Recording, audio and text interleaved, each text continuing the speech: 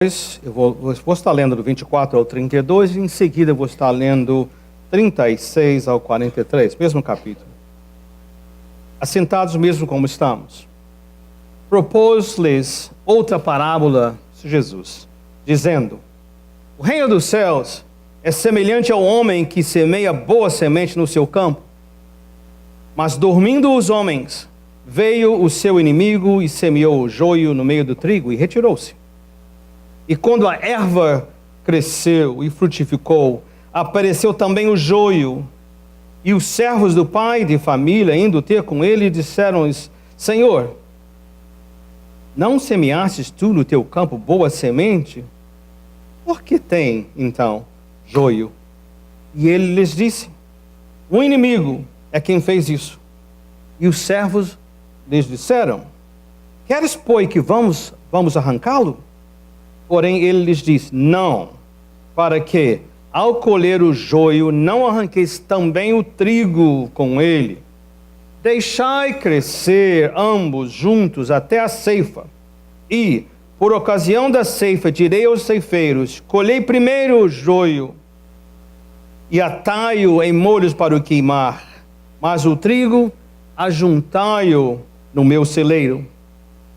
Outra palavra lhes propôs, dizendo: o reino dos céus é semelhante a um grão de mostarda que um homem, pegando dele, semeou no seu campo, o qual é realmente a menor de todas as sementes, mas, crescendo, é a maior das plantas, e faz-se uma árvore, de sorte que vêm as aves do céu e se aninham nos seus ramos. Pulei para o versículo 31 e 32 agora, né? Agora para o 36. Então, tendo despedido a multidão, foi Jesus para casa, e chegaram ao pé dele os seus discípulos, dizendo: explica-nos a parábola do joio e do campo. E ele, respondendo, disse-lhes: o que semeia a boa semente é o Filho do Homem, o próprio Jesus. O campo é o mundo. A boa semente são os filhos do reino, e o joio são os filhos do maligno. O inimigo que o semeou é o diabo, e a ceifa é o fim do mundo, e os ceifeiros são os anjos. Assim como o joio é colhido e queimado no fogo, assim será na consumação deste mundo. Mandará o Filho do Homem os seus anjos, e eles colherão do seu reino tudo o que causa escândalo e os que cometem iniquidade, e lançá-lo-ão na fornalha de fogo. Ali haverá prantos e ranger de dentes. Então os justos resplandecerão como o sol no reino de seu Pai. Quem tem ouvidos para ouvir, que ouça. Essa é a palavra do Senhor. Pode dizer amém para isso? Amém. Esse texto, quando eu estava em preparação, ele mexeu bastante comigo. Porque eu sempre, quando estou na preparação, peço: Senhor, me dê algo positivo, alguma coisa. Mesmo que durante a mensagem tenha alguma coisa que é um puxãozinho de orelha mais pesado, eu sempre peço: Senhor, me dê algo aqui positivo. Mas quando eu comecei a ler e estudar esse texto, eu fiquei assustado. Porque ele fala de algo assim muito, muito forte, né, para nós. O capítulo 13 inteirinho são parábolas de Jesus sobre o reino. O que é o reino de Deus? Ele fala: o reino de Deus é semelhante. Você lê o capítulo inteiro, você vai ver muito. Só peguei apenas esse da boa semente e também da má semente, somente. Mas se você olhar, começa no capítulo 13 falando sobre o semeador, que foi a semear. Primeiro a palavra veio, ficou à beira da estrada. Você se lembra disso? As árvores vieram e levaram, e fala que o inimigo veio e roubou. Ou seja, ouviu a palavra de Deus, se animou, mas não durou nada. Saiu da igreja e já esqueceu. Depois o segundo vem, já são os espinhos, né, que vem, a pessoa começa, o chão é rochoso, a pessoa começa, não tem raiz, vem o sol, morre. Depois fala mais um pouquinho, que vem, né, lá cresce, mas as preocupações da vida sufocam a palavra. Então ele assusta, porque eu fico vendo: gente, e aí? E fala que somente um. E fala que é o coração, o solo bom, né, onde vem, a palavra penetra e ela produz a 30 por 1, a 60 por 1, a 100 por 1. Então é uma grande. Mas se você olhar, de 4 sobram quantos? 1. Eu creio que o contexto era porque os discípulos tinham visto Jesus com as multidões. E agora ele está chegando ao final, né, do seu ministério. Já estão vendo a cruz. E à medida que ele avisa sobre a cruz, avisa sobre como era custoso, né? Como ia custar, alto custo para seguir a ele, o que aconteceu com as multidões? Começaram a desaparecer, e a desaparecer, e a desaparecer. E eventualmente até os próprios discípulos, na hora de Jesus é preso, vão fugir também. Mas o meu ponto era, eles começaram a ver a realidade do que é seguir a Jesus e começou a assustar o povo. Então eu creio que o Senhor estava dizendo, gente, não entre em pânico, porque esse quadro é para eles, explicação aos discípulos, para nós também. Não desanime, não entre em pânico, porque até como o texto fala, né, muitos são chamados, poucos escolhidos, né? Muita gente, a porta é estreita. Então todo esse contexto, mas não deixe de assustar. O que é que nós vemos aqui? Eu vou fazer uma exposição e depois vamos pegar algumas aplicações. Eu creio que a primeira aplicação que nós podemos aqui ter para nós é o seguinte: o reino de Deus inclui boa semente e o joio.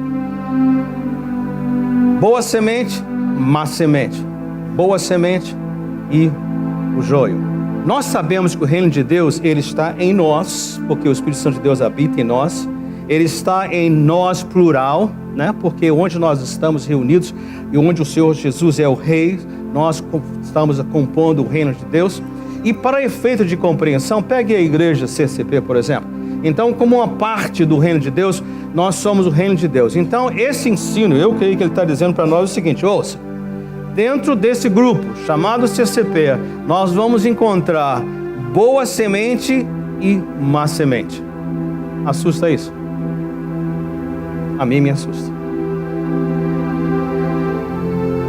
Ele vai dizer, você vai, prepara-se, porque dentro da igreja, em toda parte do mundo, onde pessoas se congregam, nós vamos encontrar pessoas que foram realmente tocadas por Jesus e pessoas que não foram tocadas por Jesus. Então nós temos que saber isso. Que razões pessoas se unem às vezes? Pelo ambiente, pela amizade, pelo ambiente familiar, pelo carinho, por hábito. Às vezes até por hábito. Nós ouvimos muito a expressão, eu nasci na igreja. Meus avós fizeram, meus pais fizeram, nós fazemos também. Não há nada errado com isso, é muito bom. Porém, há o perigo também de ficar algo que foi só um hábito, uma tradição. Entendem? Então ele está dizendo para nós que dentro da igreja, nós vamos encontrar pessoas que estão aí por causa de Jesus e pessoas que estão aí por outras razões. Aprendemos também que esse boa semente e joio, vai haver um momento de separação. Eu vou entrar nele daqui a pouquinho. Mas antes disso, o seguinte, é que essa separação, ela é deferida, ou seja, ela fica adiada. É um aviso para os líderes, pastores, presbíteros, diáconos, pessoas que tiverem responsabilidade de manter a pureza da igreja. É um aviso para nós dizer o seguinte: nós podemos ver somente o quê? A aparência. Podemos ver o que está visível. Só Deus pode ver o coração. Então diz assim, calma lá, pastor, não começa a julgar, fulano é de Jesus, fulano não é de... Não, nós não temos essa habilidade. Ele está, mas ela está dizendo para nós, de acordo com o texto, é que essa separação vai acontecer. E por que tem que ser deferida? Porque de acordo com o texto, esta parábola, esse ensino, tanto a boa semente quanto o joio são ervas muito parecidas. Então há um perigo de qual tentar tirar uma, você acaba tirando a outra que é boa. Então cuidado aí. E também as raízes, de acordo com os historiadores, é que as raízes se entrelaçam. Então quando você vai arrancar uma, você vai mexer com a outra. Entenderam isso? Então nós temos que entender, eu vou fazer uma aplicação daqui a pouquinho, temos que entender que na igreja você vai encontrar boas sementes e sementes más. Que palavra difícil, né? Segunda lição que nós temos aqui, só Jesus na causa. O ponto é, só Jesus tem autoridade para fazer a separação. Só Ele vai fazer. O texto deixou isso bem claro. Perguntaram, podemos fazer? Não faço não. Ele disse que faria isso. Agora, quando que ele disse que faria isso? De acordo com o meu texto que eu li, ele disse, na consumação deste mundo. Quando é que vai acontecer isso? na consumação desse mundo. Eu vejo aqui, eu olho, eu conheço muitos de vocês, nós estamos muito, a CCP é uma igreja maravilhosa, atrai gente de todos os meios, né? Assembleia, pentecostais, batistas, metodistas, pessoas que estão procurando um lugarzinho, todos são muito bem-vindos. Mas às vezes quando você está vindo de diferentes grupos, ou aprendeu de maneira diferente, e talvez a sua igreja ensina sobre dispensações. Não quero ficar aqui entrando muito em teologia, mas se você veio de um ambiente onde você crê em dispensações, a história da igreja está dividida em dispensações, possivelmente você vai pensar que essa consumação do mundo vai ser no final do milênio. Um dia desse eu vou falar sobre o fim do mundo, tá? Mas há uma corrente a qual nós abraçamos como igreja, a nossa doutrina. Aliás, na nossa classe de novos membros hoje, nós vamos falar sobre em que cremos. Nós temos alguma coisa bem definidas, bem claras. Nós não somos uma igreja que abraça dispensações. Então, para nós, quando Jesus voltar, de acordo com Mateus 24, deixa eu ler para vocês, fiquem aí mesmo no Mateus 13, deixa eu ler 24, dos versículos 29 ao 30. Diz assim: e logo depois, Jesus falando sobre o final dos tempos, logo depois da aflição daqueles dias, o sol escurecerá, e a lua não dará sua luz, e as estrelas cairão do céu, e as potências do céu serão abaladas. Está vendo algo extraordinário acontecendo? Olha o 30. Então aparecerá no céu o sinal do Filho do Homem, e todas as tribos da terra se lamentarão e verão o Filho do Homem vindo sobre as nuvens, com poder e grande glória. E ele, ouça, enviará os seus anjos com rijo, alto clamor de trombetas, as quais ajuntarão os seus escolhidos desde os quatro ventos, de uma a outra extremidade dos céus. Notou a palavra de Jesus? Eu vou enviar os meus servos, e eles vão fazer a separação. Aqui em Mateus está dizendo, quando soar a trombeta é tarde demais. Se você está com Jesus, você vai ser recolhido pelos anjos. Se você não está com Jesus, você vai ser separado pelos anjos. Os separados para estarem com Jesus, para o gozo eterno, para escapar ao julgamento por causa de Jesus. Os que não estão com Jesus, para destruição eterna. Entenderam isso? Então, há uma mistura, inclui boa semente, má semente. Só Jesus pode separar. E essa separação será instantânea, imediata, no momento. E naquela altura não tem. Senhor, me dá uma segunda chance. Vamos estar preparados aqui e agora. Ai, pesado, né? Agora você entende por que meu coração ficou apertado. Porque quando eu penso o seguinte, Senhor, eu não quero todo mundo da CCP, não fica ninguém, só leva todo mundo, tá? Eu me responsabilizo por todo mundo. Ele diz, não é assim que funciona. Esse relacionamento é pessoal. Essa experiência é intransferível. Cada um de nós precisa estar seguro com eles. Para que eu creio que o Senhor contou isso? Porque no texto explica a parábola, mas não diz, pelo menos eu não vi, por quê. Então eu vou especular. Eu creio que ele está aí contando isso, primeiro para nós, por uma razão, para que nós façamos um autoexame, um autolevantamento, pause, e nós precisamos fazer um inventário da nossa própria vida, caminhada com o Senhor. Realmente, eu conheço o Senhor, realmente o Senhor Jesus é mais do que um nome para mim, Ele é mais do que um hábito, é mais do que um costume, é mais do que uma tradição. Realmente eu tenho. Lembram quando Jesus falou para os seus discípulos que um deles iria traí-los? Lembram? Estavam reunidos fazendo a Santa Ceia, depois do lavar dos pés, e ele disse, um de vocês irá me trair. Você se lembra qual foi a reação dos 12? Qual foi a reação? Você se lembra? O que eles disseram? Sou eu, Senhor? Notou? Imediatamente a preocupação de dizer, Senhor, será que sou eu?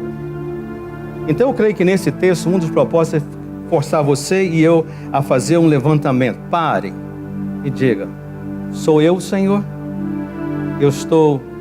Sou a boa semente ou sou a má semente? Percebem isso? É uma maneira, é uma oportunidade mais, é mais um apelo, mais uma consideração. Se eu pudesse, eu pulava esse capítulo, não pregava para vocês. Mas se Jesus levou o tempo para explicar, eu creio que é importante que nós paremos e façamos esse levantamento, essa pergunta: sou eu, Senhor? Ou eu estou aqui de hábito apenas? Eu creio que essa é uma razão. A segunda razão talvez seja assim, para todos nós que estamos envolvidos e às vezes ficamos tão escandalizados: não acredito que fulano que é crente fez isso comigo, ou fez isso na igreja. Isso não acontece às vezes? Obviamente que nós sabemos aqui na mente que nós não somos perfeitos, somos pecadores salvos pela graça de Deus. Estamos de pé, aliás a palavra de Deus fala assim: você que está de pé, cuidado para não cair, e com todo o amor ajuda aquele que caiu a levantar-se. Por outro lado, eu creio que isso aqui nos mostra que nós, dentro de um corpo como esse, nós vamos encontrar situações que talvez sejam fruto dessa má semente, e nós precisamos estar cientes disso. Não é licença para errar, nem para fazer coisas ruins, mas é um reality check. Veja a realidade da vida do ser humano e como nós somos. Entenderam então? Não, que Deus possa estar levantando, falando a você e tocando, né? Mas eu não queria parar aqui não. Eu queria que nós lêssemos também os versículos, mais uma vez, versículo 31 e 32. Outra parábola lhe propôs, versículo 31. O reino dos céus é semelhante a um grão de quê? De mostarda, que um homem, pegando dele, semeou no seu campo, o qual é realmente a menor de todas as sementes, mas, crescendo, é a maior das plantas, e faz-se uma árvore, de sorte que vêm as aves do céu e se aninham nos seus ramos. Então eu falei: olha, eu não vou terminar essa palavra com uma coisa negativa, eu quero fazer algo positivo, tá? Aqui na minha mão eu tenho uma semente de mostarda, vocês conseguem ver? Estão vendo, não? Gente, está aqui, olha, tá? Ontem eu chamei para o meu pastor colega Moura e pedi a ele uma caixa, trouxesse semente de mostarda que ele mostrou na classe da escola dominical outro dia. Então ele me trouxe e eu peguei várias. Já que você não viu na minha mão, eu vou te ajudar, tá? Vocês conseguem ver aqui a semente de mostarda? Estão vendo? Se você tem bons olhos, está vendo uns pontinhos pretos aqui? Um pontinho, outro pontinho, outro pontinho. Estão vendo aqui? Logo aqui embaixo, os que têm o melhor vista, você está vendo um pedacinho de palha? Está vendo aqui? São quantas? 8 a 12 sementes de mostarda nesse pedacinho, da mesma árvore. Notaram o tamanho? Não consegue chegar, não. Eu vou ter com você, depois você vai olhar, você pode levar de lembrança para você. Olha só, eu falei: Senhor, qual é a sabedoria disso aqui? O que Ele está dizendo para nós? Eu creio que Ele diz assim para nós: ouça, eu pedi a você para fazer um autoexame, eu fiz você, sabe, pensa, pondera. É como o salmista fala, né? Sonda-me, ó Deus, e vê meu coração. Prova-me, ó Pai, vê se há em mim algum caminho mau e, né, traz de volta. Então, precisamos fazer isso regularmente. Eu creio que a parábola vem com esse propósito. Pela graça de Deus, todos vocês, ao alcance da minha voz, são pessoas que estão aqui plantadas pelo Filho do Homem, salvos por Jesus, sabe, sendo transformados por Ele. Esse é o ponto. Mas seja qual for o caso, pare e pense, pondere. Mas eu creio que isso aqui, Ele está dizendo para nós o seguinte: tudo na nossa vida pode começar pequeno em relação ao Senhor Jesus, mas não fica pequeno. Aqui as aplicações são as maiores possíveis. De acordo com os historiadores, lá as pessoas que trabalham, os mestres, né, dizem que lá na Galileia, esse grãozinho de mostarda, que você não pode ver, né, e nem tão pequenininho que é, ele chega a crescer, ser uma erva de 3 metros de tamanho. E na parábola de Jesus, você viu o que aconteceu? Ela cresceu, ficou uma árvore frondosa, E as aves dos céus vieram, o que é que fizeram? Encontraram ali e fizeram ninhos nela. Olha só, antes da aplicação. Eu creio que Jesus estava falando para os discípulos o seguinte: hoje vocês são um grupo de 12, bem rapidamente vão ficar somente 11. Comparado com o Império Romano, todo o mundo conhecido, vocês são como esse grão de mostarda. O reino de Deus é essa coisa insignificante. E se você colocar no papel 2 mais 2, não vai dar 4. Você vai dizer, é impossível de acontecer. Mas ele está dizendo, assim é o reino de Deus. Ele começa desse jeitinho e aumenta. As aves. Nas escrituras, as aves em geral simbolizam coisas más. Por exemplo, na parábola do semeador, quando eu falei que a palavra veio e as aves vieram, comeram, né? Então, ele representando o maligno. Em todos os lugares, exceto aqui. E exceto em Ezequiel também. Você não precisa abrir lá em Ezequiel, mas Ezequiel também vai falar para nós dessa questão. E diz assim, no monte alto de Israel, Ezequiel 17, 23, diz assim, no monte alto de Israel o plantarei, e produzirá ramos, e dará fruto, e se fará um cedro excelente, e habitarão debaixo dele, ouçam, todas as aves de toda sorte de asas, e a sombra dos seus ramos habitarão. Olha a palavra profética. Quando Ezequiel profetizou, o povo de Israel estava arrancado, lançado para o exílio, destruído. Mas Deus está dizendo, eu vou pegar um rebento, Jesus, e vou plantar em Sião, e ele será como esse cedro, e debaixo seus galhos, da sua sombra ali, as nações habitarão em refúgio.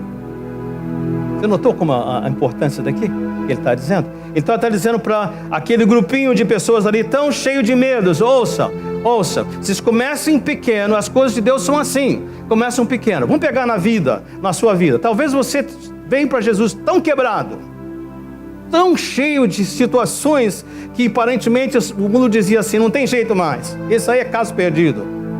Mas ele começa pequeno e ele diz, é como esse grão de mostarda, começa pequeno. O reino de Deus é assim, pega aquilo que é insignificante e vai fazer dele algo extraordinário, que se torna um ponto de referência para outros, onde outros podem encontrar referência, descanso e o caminho para o Senhor. Entendeu nessa parte? Em relação à igreja, vocês se lembram quando ainda o povo de Israel voltou, né? Lá os exilados voltaram para Jerusalém e eles foram reconstruir o templo.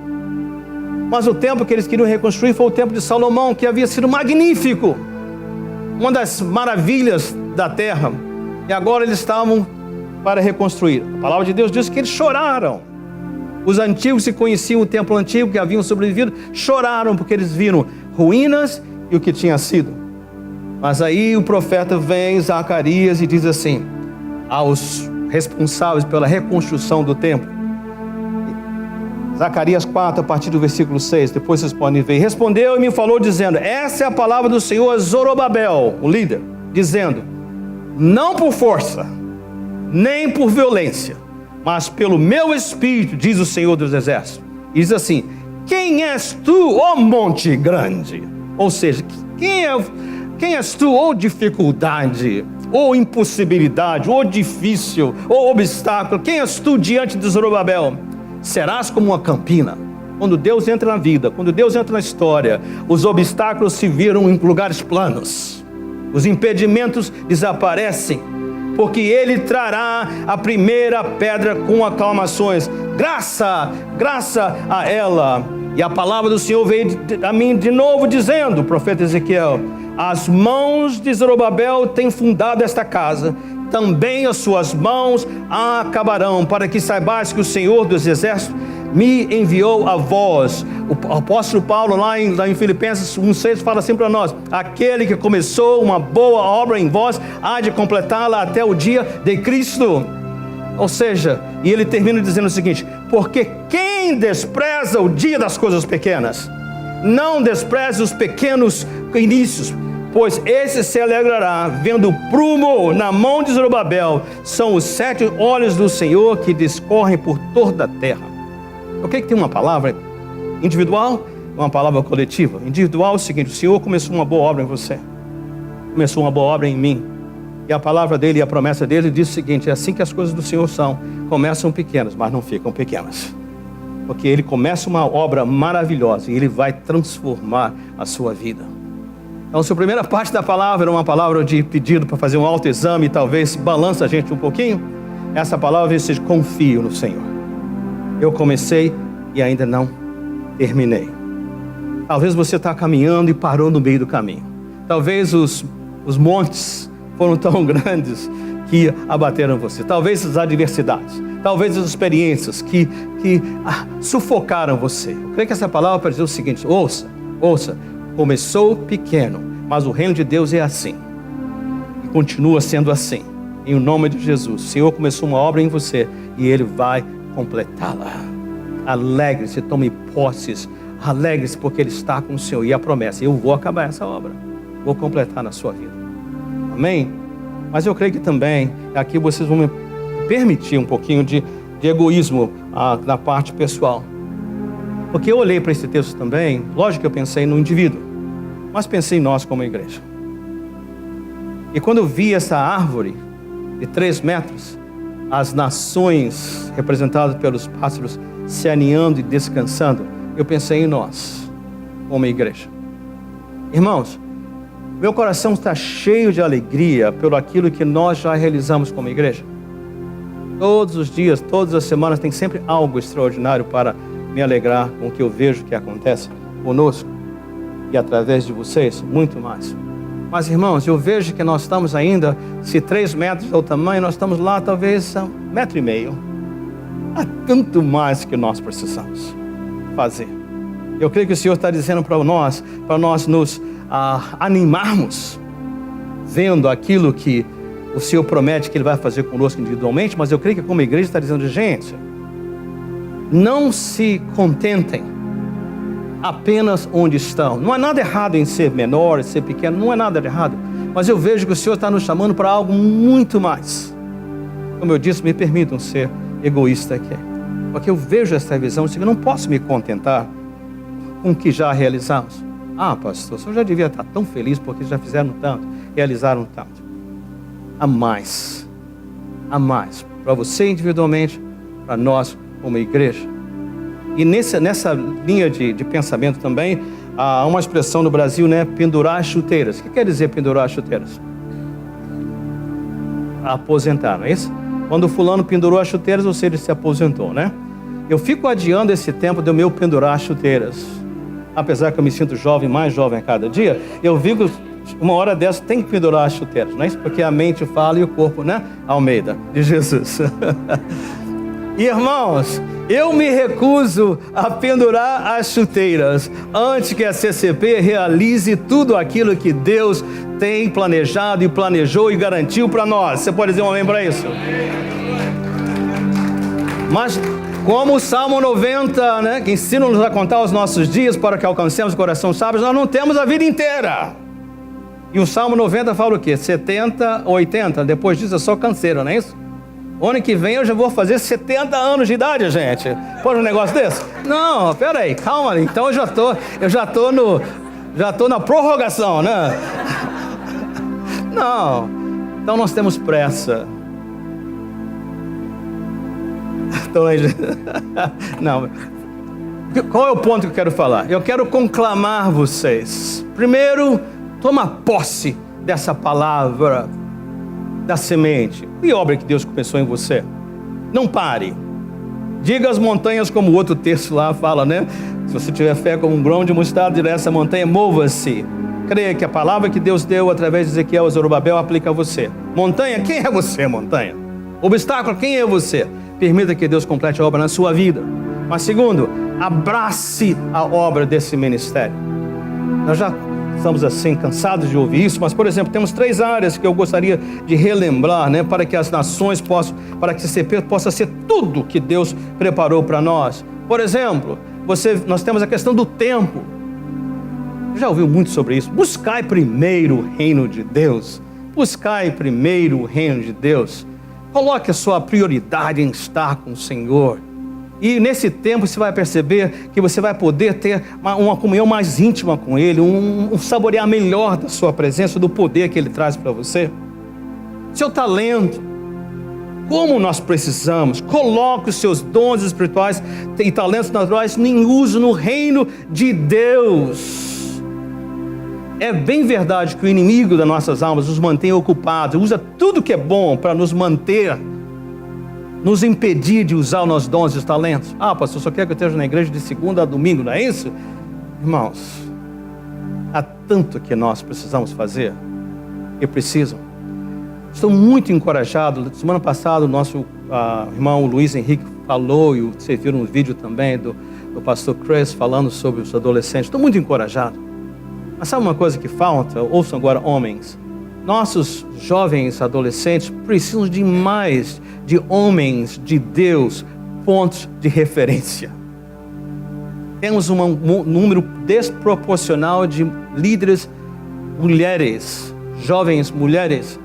Nos faltam extremamente, como nós precisamos de homens. Nosso ministério infantil, tão bom ver os jovens ajudando e fazendo, se desfazendo. Nós precisamos tanto de casais que juntos possam mostrar a essa juventude que cresce em um mundo que não conhece a Deus, sabendo, ouça, é assim que vive bem o povo de Deus, é assim como Deus abençoa a união de dois. Notaram isso? Mas para isso precisa pegar os seus talentos, deixa os receios para lá. Lembra da obra do Senhor que começa pequeno? A gente aprende, a gente melhora, a gente se especializa. Mas usa os seus dons. Mas ninguém foi criado sem uma habilidade natural. Se você que conhece Jesus, sem pelo menos um dom espiritual. Provavelmente você tem vários. Use-os. Invista-os no reino de Deus. Terceiro, tesouro.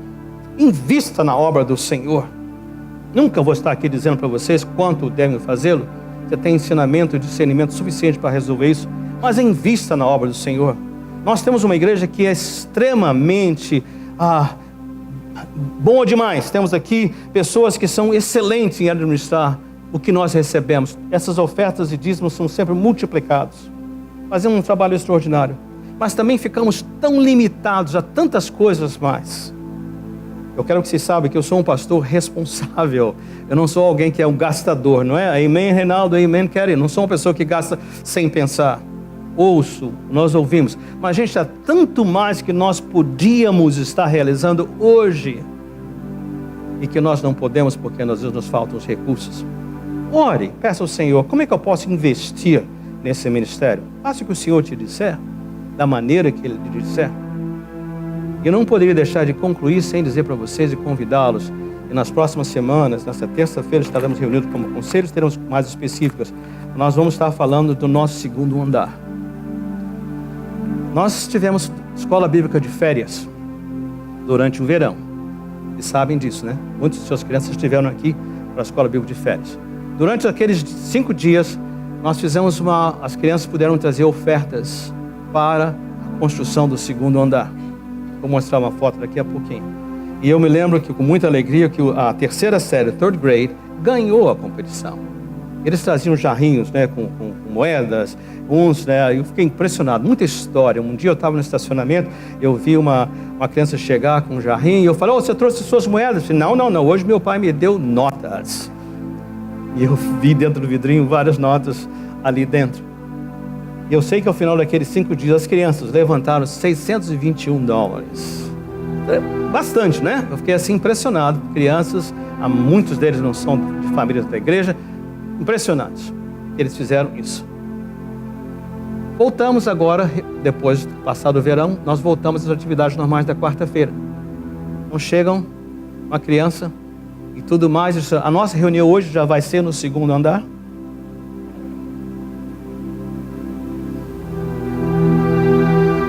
Eu não sabia se eu chorava, se eu dizia glória a Deus. Eu me lembrei da mostarda. Sua fé foi desse tamanhozinho.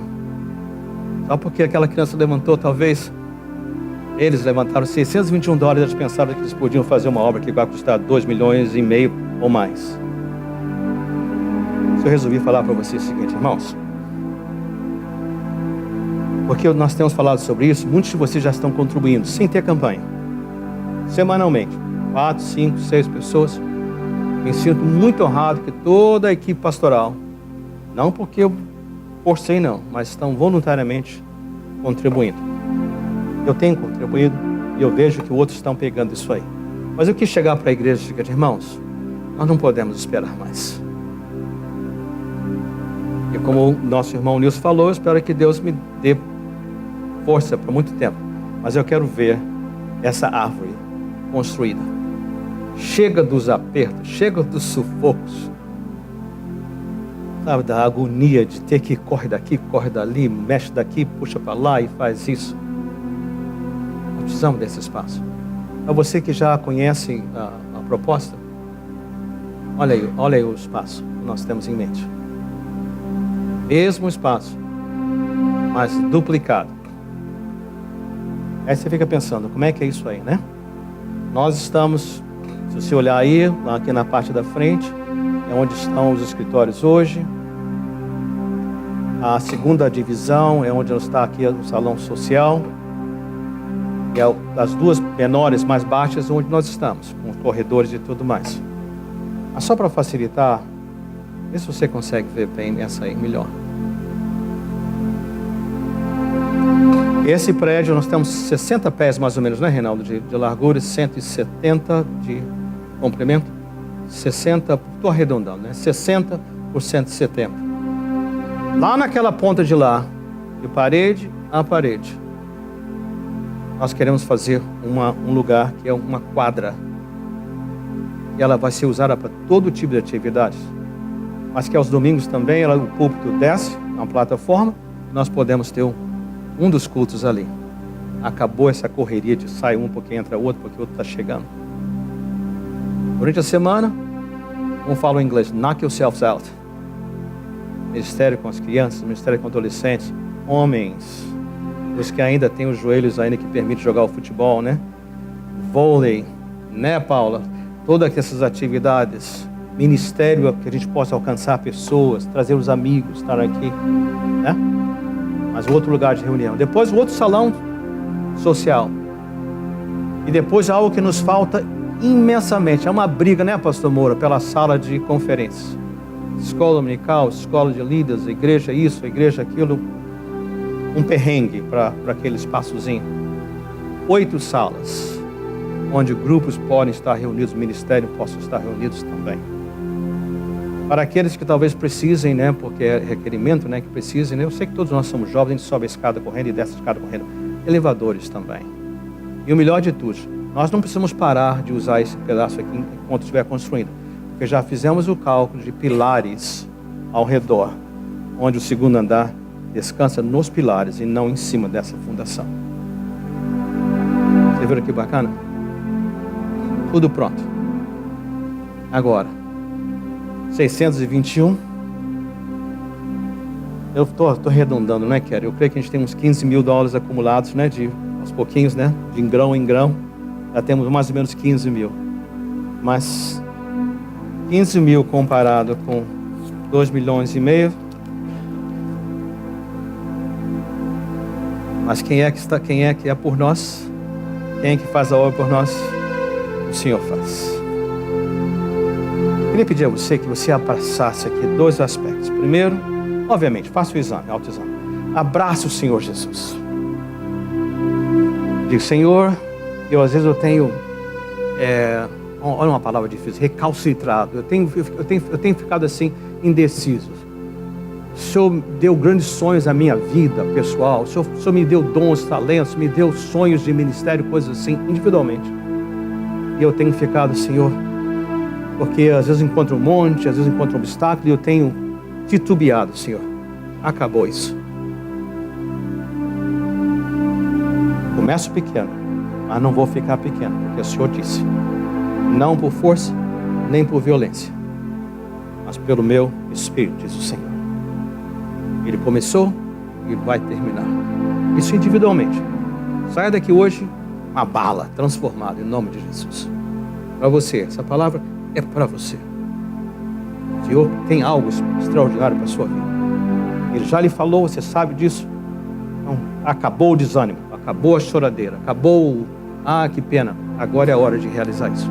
E como igreja, vamos nos unir. Isso aí. Tempo, talento, tesouro. Eu prometo a vocês, vamos lá, tempo é pouco, vamos fazer isso. Ainda quero ver a CCP como aquela árvore frondosa, onde as aves, todas as nações podem encontrar sombra, refúgio, apoio. Vamos orar em nome de Jesus, fiquem de pé comigo.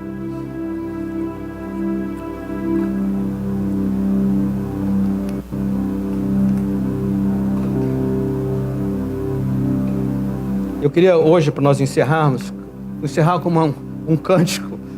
E os irmãos assembleanos vão saber assim já, né? Se você é um assembleano, vai virar assembleano assim no salar dos dedos. Porque ao falar essa palavra, vem um hino antigo, tradicional, da nossos irmãos da Assembleia de Deus, que fala assim: fica comigo, Senhor, já se faz tarde. Tem lugar no meu coração. Vocês lembram disso aí? Divino companheiro. Eu fico pensando, nessa caminhada, só Jesus na calça. Sem Jesus, eu não sei. Se você não conhece, você vai conhecer assim rapidinho. Mas faça desse cântico, nossos irmãos, uma oração de entrega. Fica, Senhor, tem lugar no meu coração para você, tem lugar na minha vida para o Senhor caminhar comigo. Amém? Vamos lá?